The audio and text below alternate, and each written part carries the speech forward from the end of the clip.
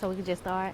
Yeah. All right. I'm your girl, Mona J, the center of attention. And I'm here with Medium.com and Mona J Entertainment. And I'm so excited today to be interviewing Rue. What's good? What's good? What's Chilling. good? Some may know him as Anointed Rue. I appreciate that. Yeah. All right. So, Rue, you are originally from Athens, Georgia, correct? Yep. All right. Yeah. So, what brought you to California? Pursuing my dreams. Initially, the military. When I got out the military, I was in Minot, and then I came out to California to a base called Vandenberg. It's in the city. It's in this little town called Lompoc, California. It's about 3 hours from here, and so I was there. And then the girl that brought me out here, she ended up getting deployed to like overseas somewhere, and I couldn't go with her. So then I just decided that it was just time for me to go ahead and go on to LA and pursue my dream as a recording artist and entrepreneur. All right, so let's rewind back a little bit. Your story before LA, before the notoriety in, as a recording artist. How did everything begin in your early age, in your early childhood? So in my early childhood, you know, I was always the kid who had the studio at his house. You know, all my friends, when they wanted to like do something with music or freestyle or rap, they all came to my house. I feel like my rap journey kind of originated on the school bus when we used to all freestyle on each other's clothes and shoes in between stops and stuff like that. And then that kind of carried on over to like beating on the table and rapping in high school or middle school, and then on to high school. And then in high school, I was in the going back to elementary, middle school, I was in band, played trombone. Then went to high school, and where I started doing more stuff like poetry, and I was, you know, flirting with putting out albums and stuff like that, like doing it professionally, like, you know. But I put out my first CD at 11 years old. That was just like a combination of like me and my homeboy used to rap on these little cassette tapes where you like hit play and record at the same time. Right. So a combination of them, and then I ended up meeting a guy by the name of Elite the Showstopper. Wow. You know, which is your brother. My brother. You know. The irony of it all. Right. And then so Elite found me at like 14, 15. My cousin took me to Elite, his name Lil Tony. And we went to Elite house, and we recorded like 15, 16 songs in like 2 hours, 2.5 hours. And then that was my first CD that came out. It was called The Come Up, when I went by the artist name Youngie.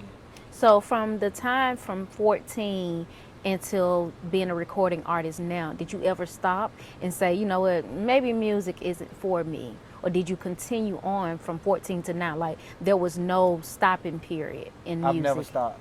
I put out a project, if not every year, every other year from 14 to now at 32. Wow. And I got it all on Spotify, iTunes, Apple Music. You know, so you always knew music was going to be the thing? I knew music was my thing. I didn't know it was going to be the thing until life happened.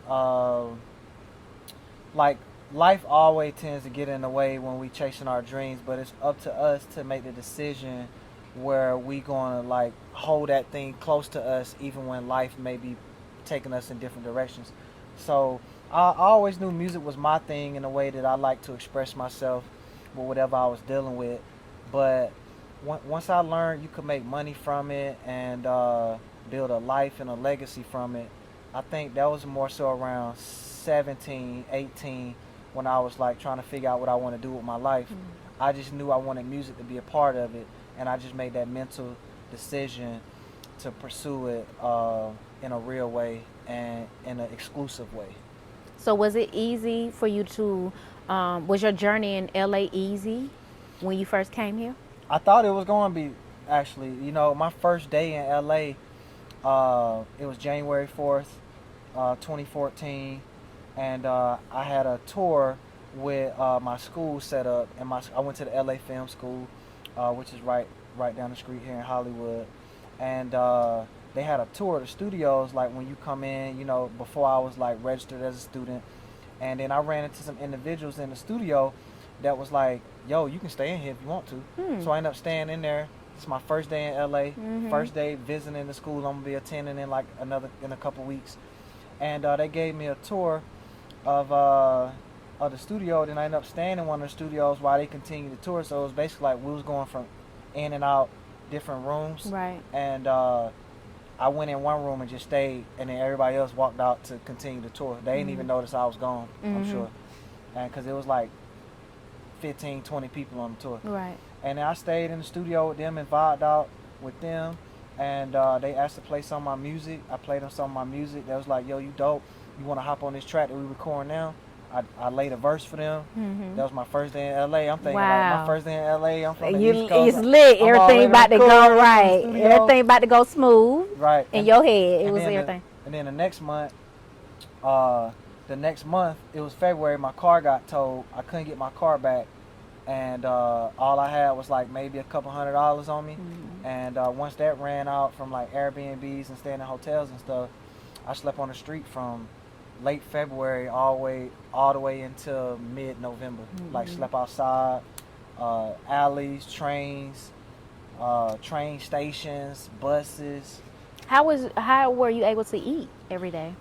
So to be completely honest with you, that was the mission. Mm-hmm. You know, I had enough money, I would say, to get like $1 McChicken or McDouble or something like that. Right. You know, at McDonald's or like a $5 foot long or something like that at Subway.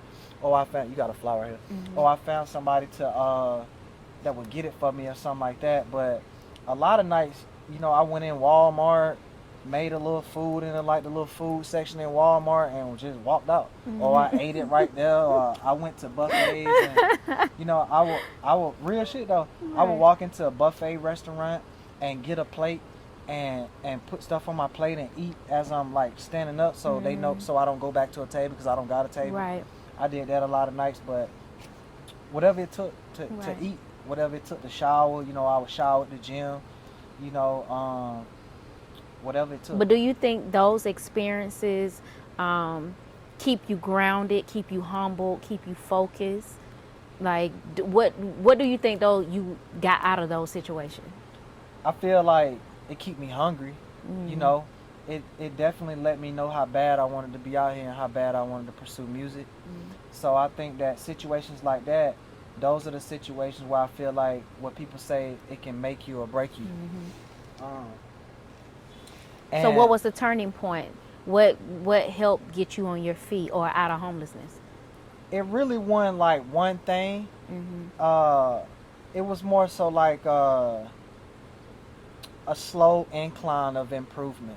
And then which led up to me getting a phone call from one of my good friends, and then he invited me to a rooftop party at the West End in downtown LA. I went there. I'm around a whole bunch of people with money and influencers. I got on a raggedy suit from Goodwill, and I remember just feeling in that moment when I was there like, okay, I know I ain't supposed to be here, you know, but I want to make myself of some sort of value. Right. So at the venue, the waiters would just bring out buckets of wine and set it on different people's tables in their sections.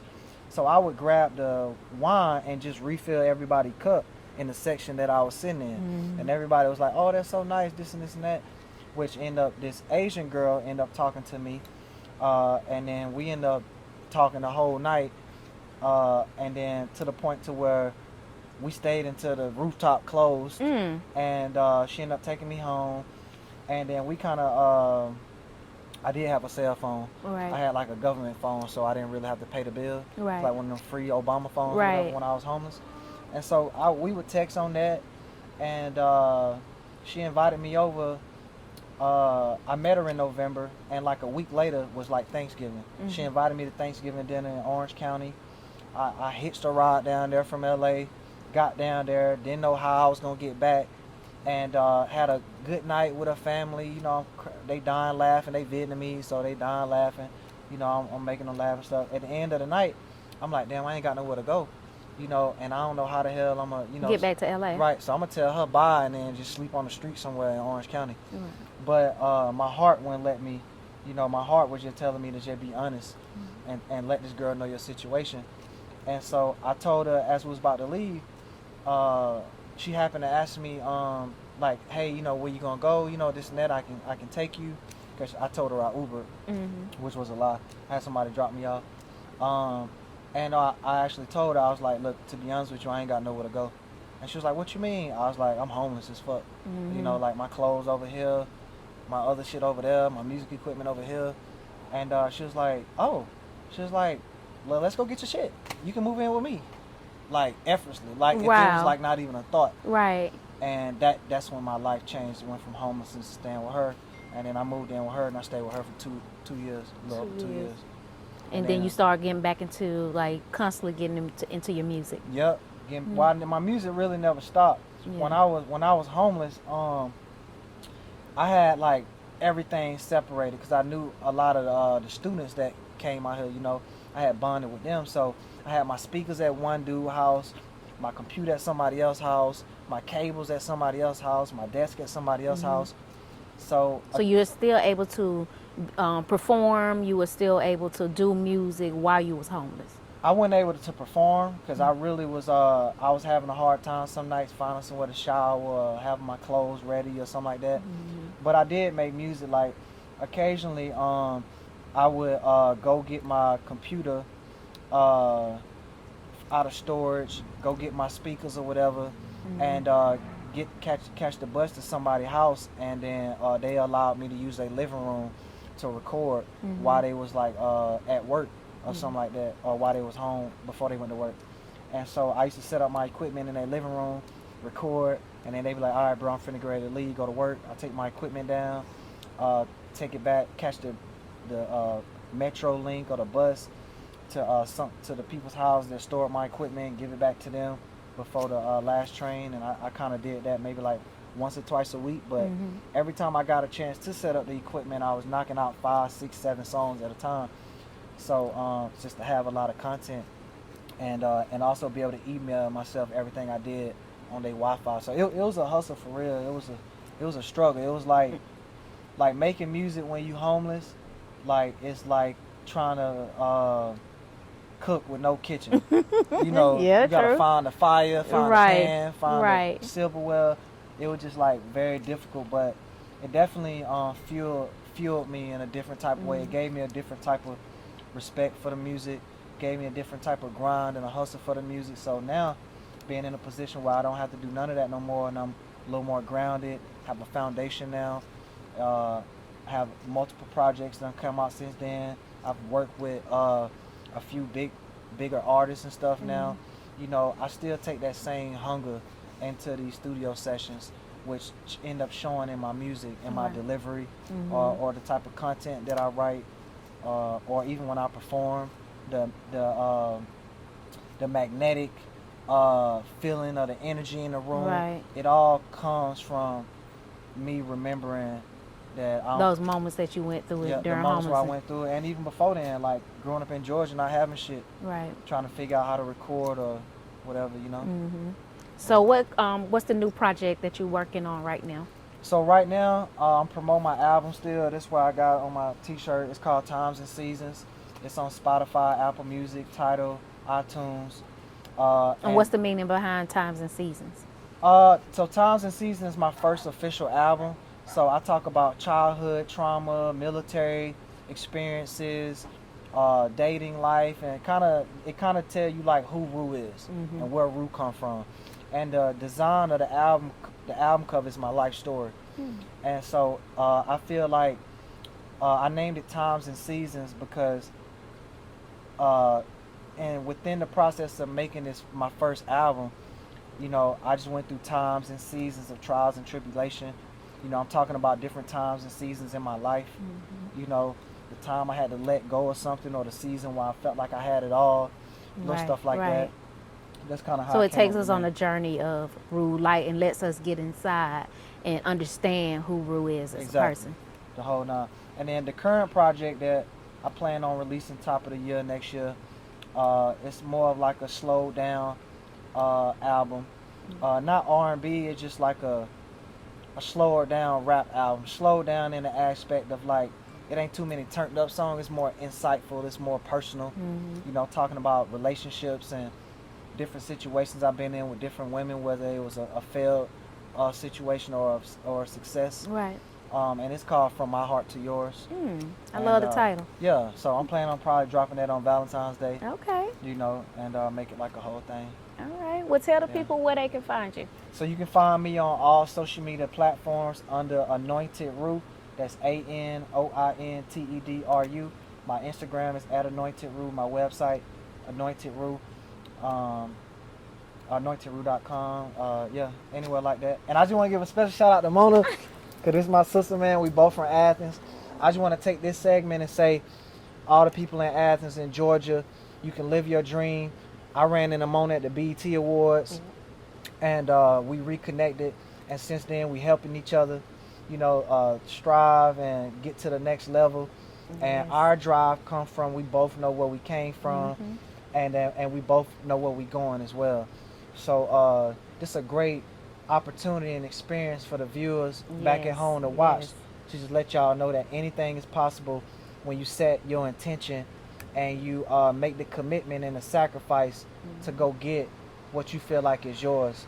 And we both felt like something was ours out here in LA and Hollywood, and we're here to get it. Whether it happen tomorrow, whether it happen next year, or within the next 5 years, We gonna get it. we gonna get it. It's gonna happen because we have our intention set and we focused. So I just want to send that out to y'all. Shout out to all my family on the east side, E Broad Street, Nelly B, Nelly Simon B, Street, Bunny you know, Lane. see the shows. See the shows. Shout out to the people on the west side too, man. Not to leave y'all out. Yeah, we But, love y'all too. We love y'all. We both from the east side. But thank you so much, Mona, man. I appreciate You're welcome. it. Thank you. Thank you so much. All right, you heard it first from Mona J and Anointed Roo, and we out. We out.